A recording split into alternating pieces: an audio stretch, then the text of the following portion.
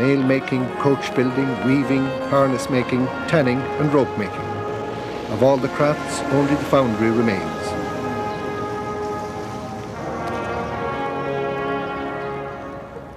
May Power, John's wife, and one of the many grandchildren. John and May have 3 girls and 4 boys. This is Seamus Power. John has handed over the running of the place to him, more or less. Don't be jumping, May. This is a family-run business in the truest sense. They're a very close-knit family, lovely to see in this day and age. Grandchildren and sons-in-law come and go and help as they can. But let Seamus introduce us to the rest of the family.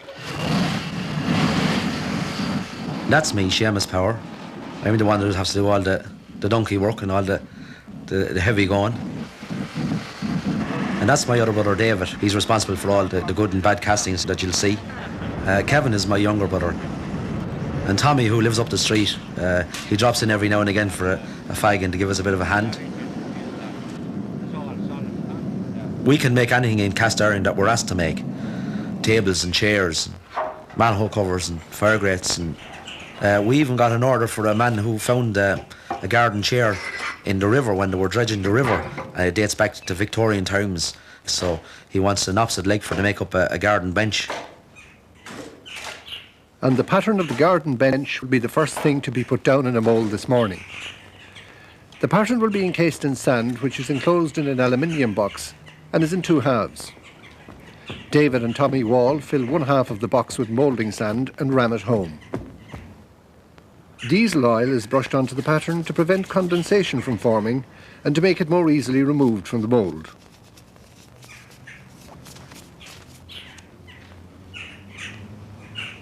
The box in which the pattern is placed only supplies a temporary bed, as we'll see. Parting sand sprinkled on enable the 2 halves of the box to be separated at a later stage, without the sand from either side sticking together and ruining the impression. A substance called bentacol is mixed with the casting sand. This is used as a facing for the mould to prevent the sand from burning and sticking to the casting when the metal is poured into the mould.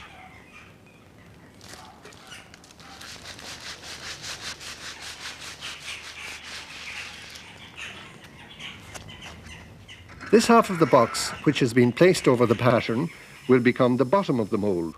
But first it must be filled with casting sand.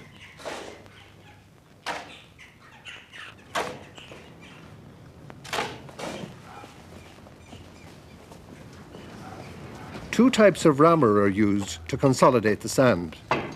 A peg rammer, which fits between the narrow bars of the box, and a flat rammer to finish it off.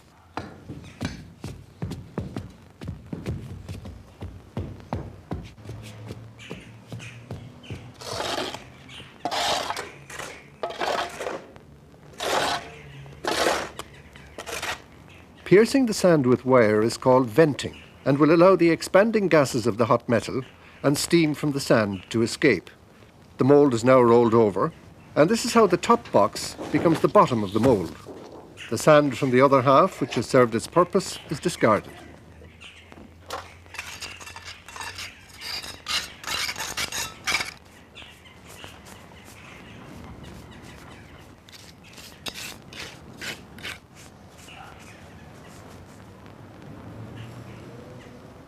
Copper piping is put in place to form holes through which the molten metal will be poured.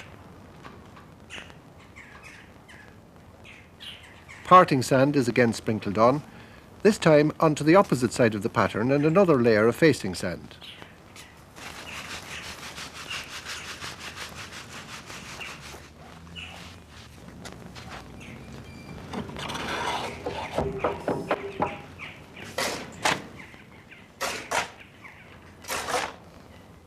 Pattern making is a craft in its own right, and large foundries employ pattern makers to prepare the patterns for moulding. These are often made in wood and then cast in aluminium and can take weeks to make. The Powers, if they do not use an old and perfect casting as a pattern, make up their own. David is now forming the cupped opening into which the molten metal will be poured.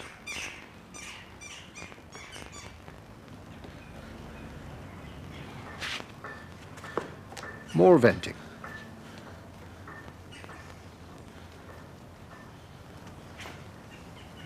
Right. Or something on it.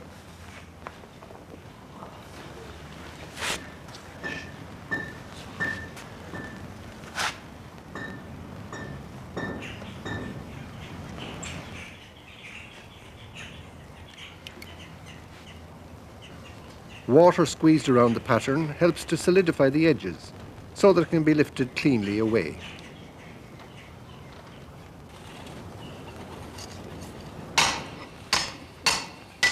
Wrapping the pattern helps to free it from the sand and prepares it for the most crucial part of all, the lifting free.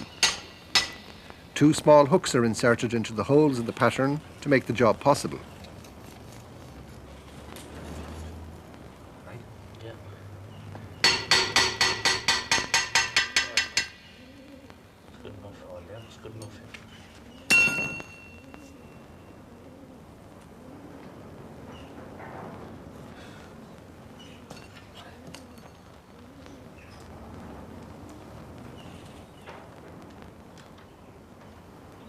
Sometimes a little repair work is necessary. Go for that piece there, Dave. Yeah, right.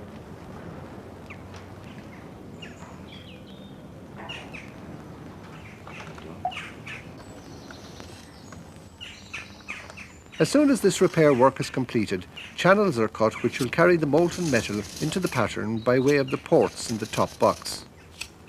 There are 2 openings for delivering the metal to this garden chair, which will have to be poured simultaneously to maintain a constant flow and pressure.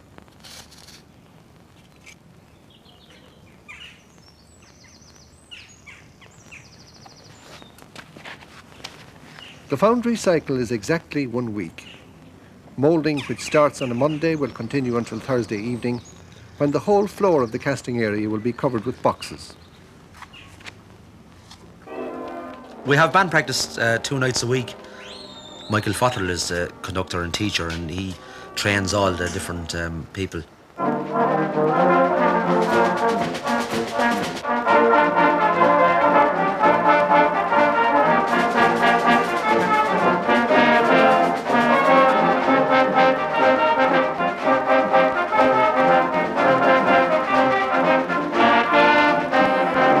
Well, I started off playing music with Sister Aidan, nun in the girls' school as an infant. She taught us how to play tin whistle. I've been involved in jazz over the last 10 years or so now, but I always wanted to read music and learn properly.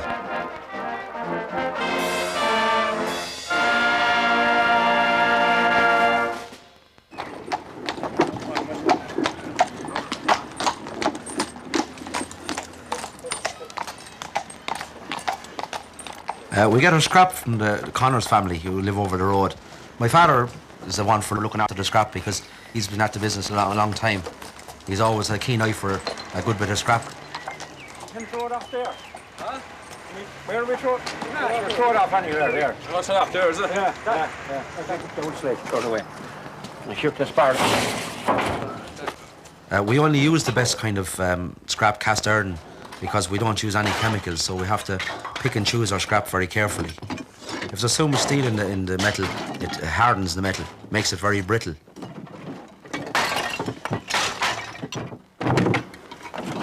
The next man being as good as Lord, I'll be alright. Huh? At the next man being as good as Lord, I'll be alright. There you go. The grandeur. Huh?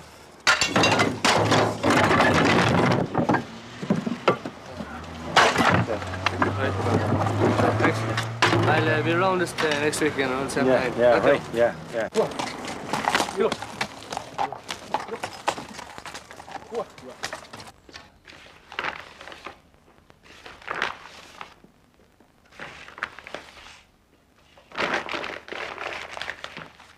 In some of the jobs, like the manhole covers, we do have to use what they call cores for the lay of holes for keyways and hinges. This is a job for my father. It's a job we leave to him. The cores are made of a mixture of sea sand, linseed oil, and flour. The flour is added to the sand and gets a thorough mixing. The flour and the linseed oil bind the sand particles together, and it will harden like cement when it's cooked in the oven.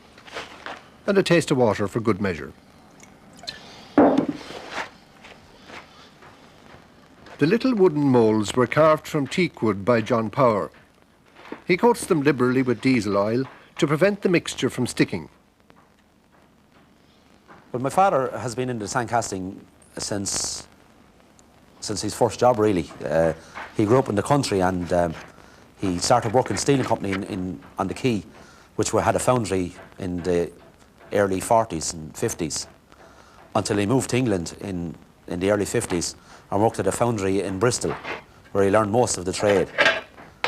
He worked here in this foundry under the old owners in the 50s as well. So it was nice for him to be able to come back and buy the business he worked in as a chap. I suppose it was a lifetime ambition realised for him. I seen your show last night, lads. It wasn't bad at all. Huh? Party after was great, man. It'll be very wet today out here, won't it? Yeah. Go for it. First thing we do is we go and dig the marble clay. It's a job I don't really like because it's a pick and shovel job. Doesn't look very good. Do we need much this time, lads? No, just the 4 bag. The marble clay is very handy stuff because it replaces gans, or what they use in the foundries. And it's great for lining the furnace. As King Alfred burnt the cakes. Seamus, having added water to the marl, gives it a thorough mashing to crush any small stones and make it malleable.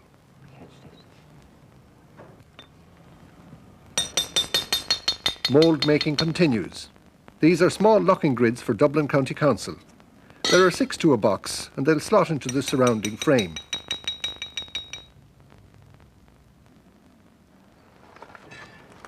Right, Pat. Ready for that?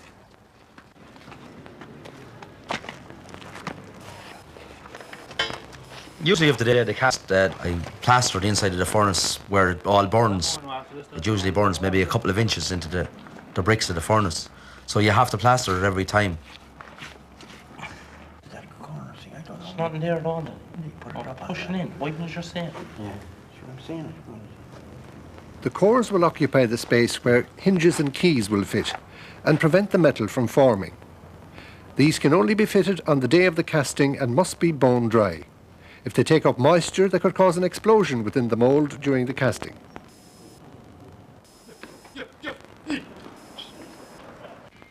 Poor old Patch has been run out of the shed for fear of them collapsing the moulds.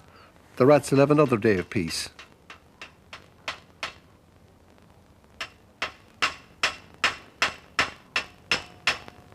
That's all. Now, stand up.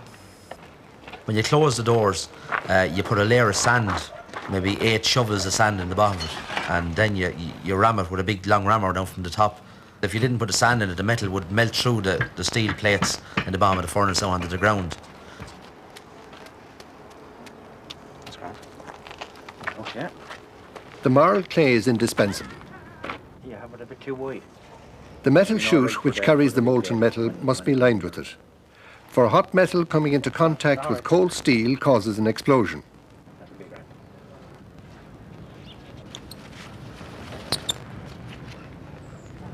When I came here first, a lot of the scrap was mowing machines and turnip machines and all more or less farming implements.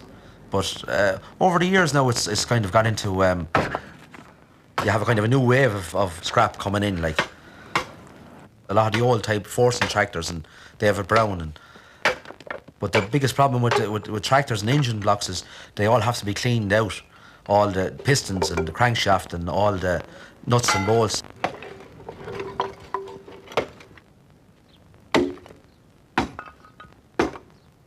There's been an awful lot of call for these old cast iron fireplaces. And in my time here, after breaking up, I don't know how many dozen. If I had £1 for every one I broke up, I'd be a millionaire, I'd say now. The Powers make manhole covers by the 100. And I hold it in. And these must have a reinforcing plate of steel underneath the core, so that when the key is used to lift the cover, it won't break the casting.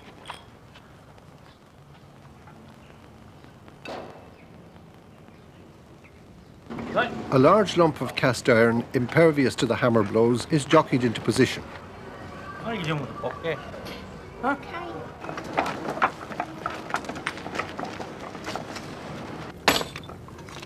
The fire in the furnace will be kindled with wood. A special furnace coke is used for the firing.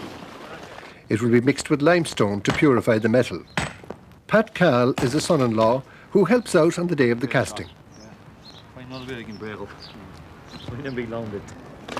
Johnny Doyle, another son-in-law and part-time fireman, also gives them a hand. For as we said before, this is very much a family affair.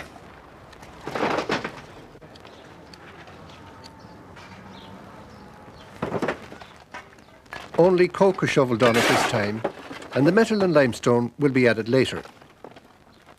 It takes up to 3 hours before the fire is hot enough for the fan to be switched on.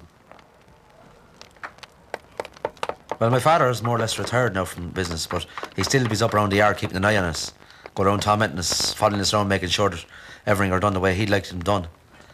But the only thing about this whole job is that he does have good advice because he's been through a lot himself. This one? Slag, the waste from the metal which floats to the top, will flow through a hole in this door.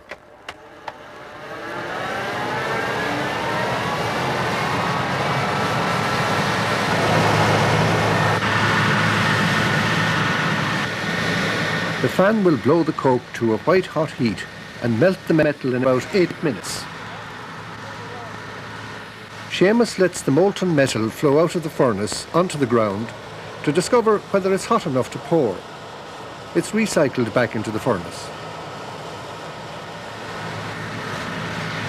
Charges of coke, limestone and metal will continue to be added until near the end of the pouring.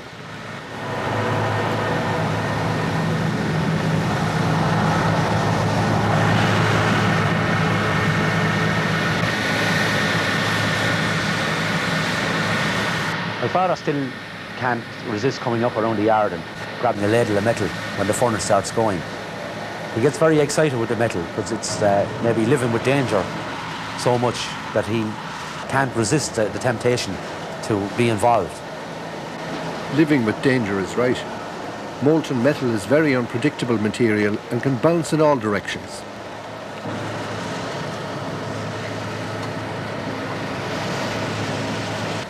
The large objects must be poured simultaneously from each side with double ladles to maintain pressure and fusion.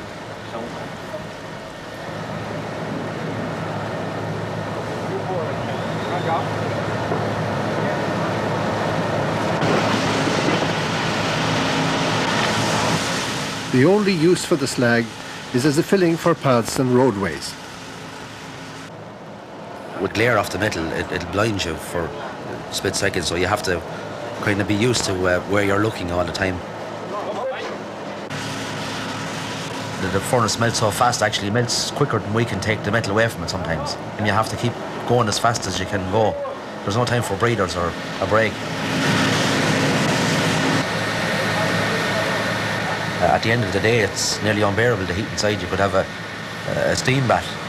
You wouldn't mind going across to the pub and getting a few pints when you finish. May Power is always present at the pouring, just to keep an eye on the family. Her presence is never resented. The men know she's anxious for their safety.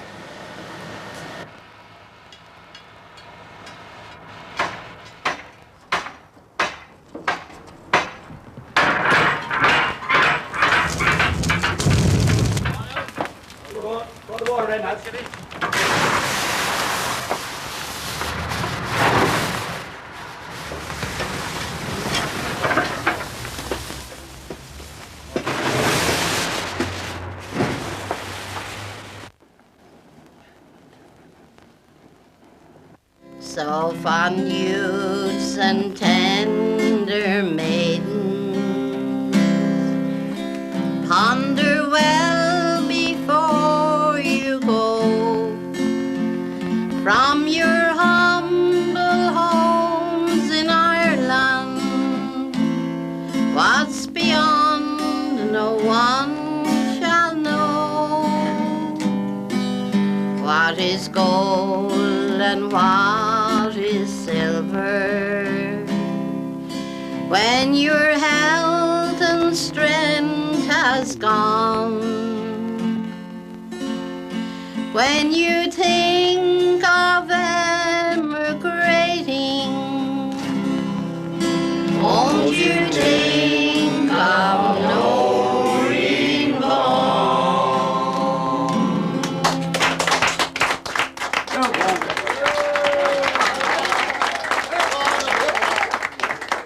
Sing it again.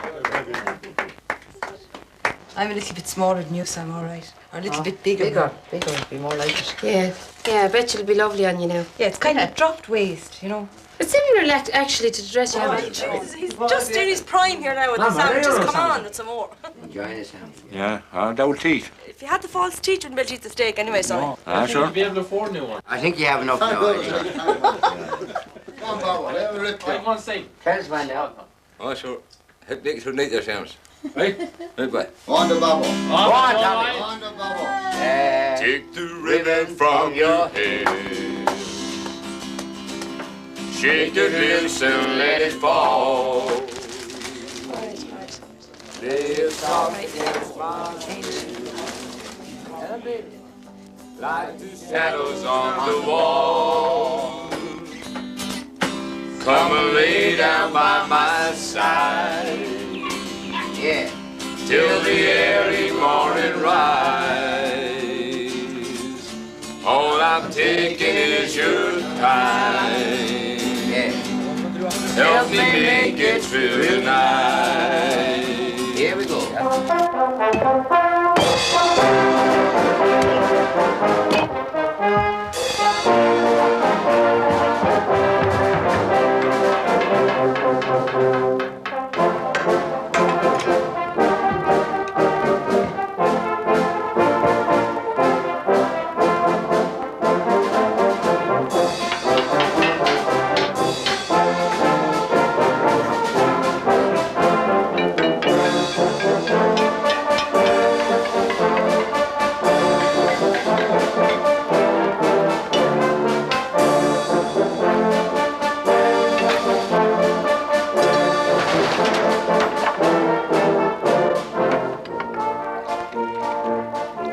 A craft of ancient traditions facing an uncertain future. But I have a feeling that the powers in their foundry will be there well into the 21st century, because as Seamus says, there's no sign yet that the need for cast iron is a thing of the past. I think he's right. More metal to the powers.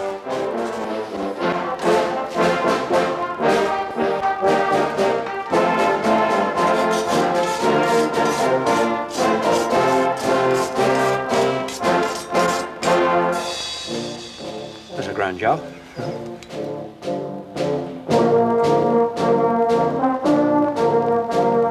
More history and tradition on the way from Hans next Monday at 7:30. But